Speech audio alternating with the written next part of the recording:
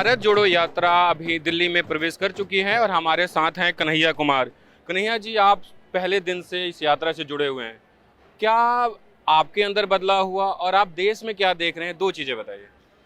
देखिए मेरे अंदर जो बदलाव हुआ है वो बहुत ज़रूरी नहीं है।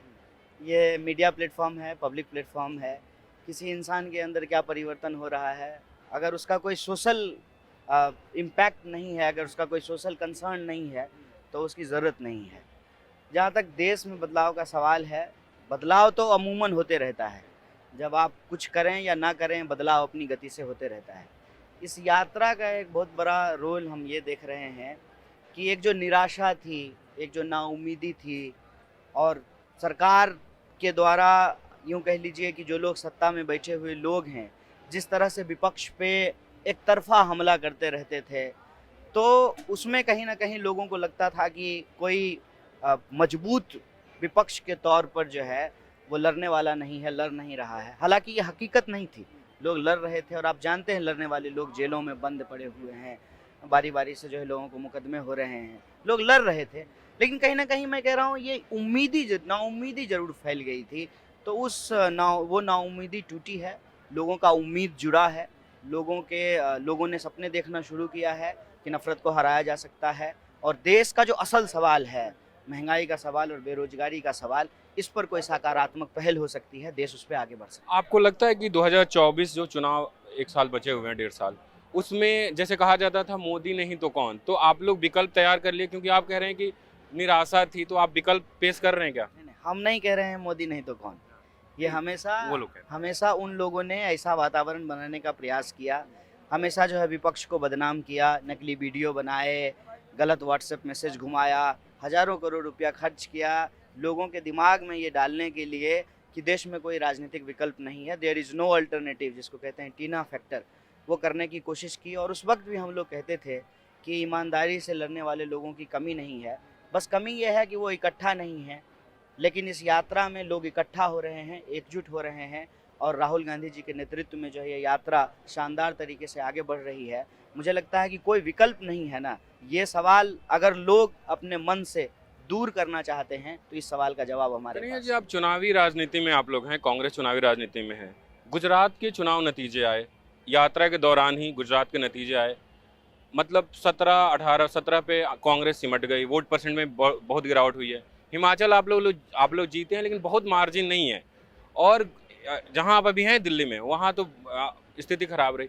तो इम्पैक्ट कहाँ दिख रहा है? चुनावी पॉलिटिक्स में आप आगे बढ़ते हुए नहीं दिख रहे हैं, ये थोड़ा बताइए। इम्पैक्ट ऐसे नहीं देखा जाता है। मैंने पीएचडी की है, आपने जर्नलिज्म किया है। डेटा को अपने तरीके से मैनिपुलेट करना एक बात होता है। मैं आपको कह रहा हूँ कि अगर इम्पैक्ट नहीं होता ना, तो बीजेपी आपके ऊपर अटैक नहीं करती।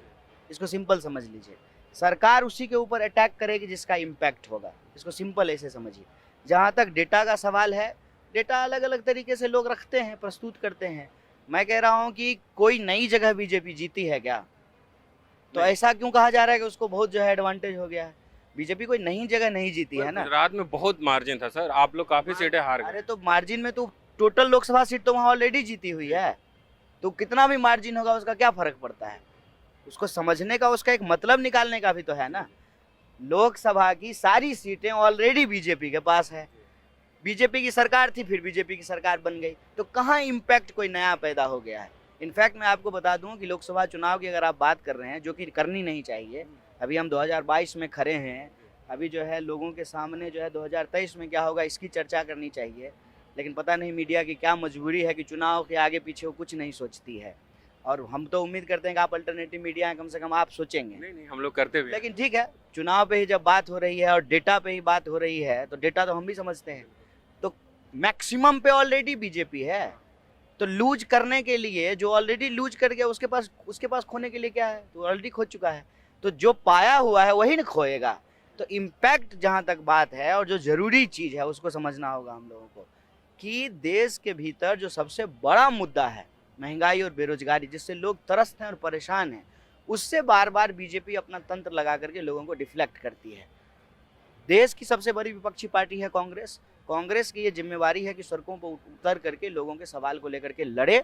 अगर ये काम कांग्रेस पार्टी करती है और मैं कह रहा हूँ कि कांग्रेस पार्टी ये कर रही है, तो तो स्वाभाविक रूप से लोग उससे जुड़ेंगे और ये डेटा बदल जाएगा। और जो है कोई भी चुनाव हराना मुश्किल नहीं होता है, लेकिन मैं सभी मीडिया के साथियों से ये आग्रह कर रहा था कि यात्रा के दौरान आप चुनाव की बात सिर्फ मत कीजिए। अगर सिर्फ चुनाव हमको जीतना होता तो चुनावी राज्यों में यात्रा निकाल रहे होते ना। चुनाव हम लड़ते हैं, ठीक बात है, लेकिन आप इस पूरी यात्रा को सिर्फ चुनाव पे रिड्यूस मत। इस यात्रा का मकसद क्या है, आप बताइए कि चुनाव आप तो चुनावी पॉलिटिक्स में है ना, तो मकसद क्या है? लोगों को जागृत करना, यही मकसद है? क्या मकसद है?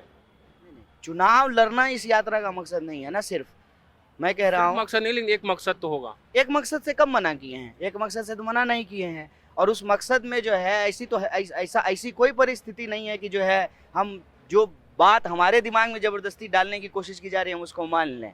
मतलब ऐसी हालत में भी देश की सबसे बड़ी विपक्षी पार्टी कांग्रेस ही है, सबसे ज़्यादा सांसद कांग्रेस के पास ही है, सबसे ज़्यादा राज्य कांग्रेस के पास ही है। अभी जो चुनाव हुए उसमें एक राज्य कांग्रेस ने ही सरकार बनाई है। पता नहीं ये क्यों बोला चलिए जाए। जी, आखिरी सवाल है कि इस यात्रा में कोई एक यादगार लम्हा जब आपको लगा होगा कि ये नया मैंने जाना, नया समझा आपने, और वो जो लोगों के जीवन में असर डाले, सिर्फ आपके जीवन पे नहीं, लोगों के जीवन पे भी असर डाले। किसी की परेशानी हो सकती है, किसी की खुशी हो सकती है, कोई आपके पास आके बोला हो कि मैं ऐसे परेशान हूँ सरकारी नीतियों से, ये आखिरी बता दीजिए। मैं एक बात आपको कहूँगा, मैं ऐसे बहुत सारे लोगों को जानता हूँ जो धूर कांग्रेस विरोधी हुआ करते थे, और मैं जब कांग्रेस में आ रहा था तब भी जो है उनके विचार हमारे प्रति बहुत नकारात्मक हो गए थे।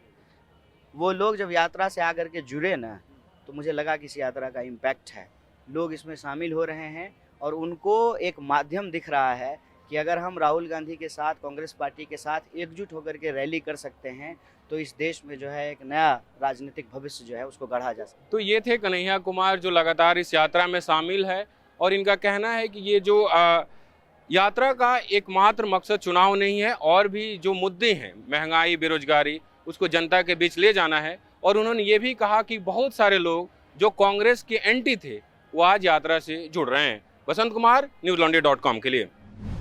मीडिया से आपकी सबसे बड़ी शिकायत क्या है? यही ना कि वो आपकी बात नहीं करता, आपकी खबरें नहीं दिखाता।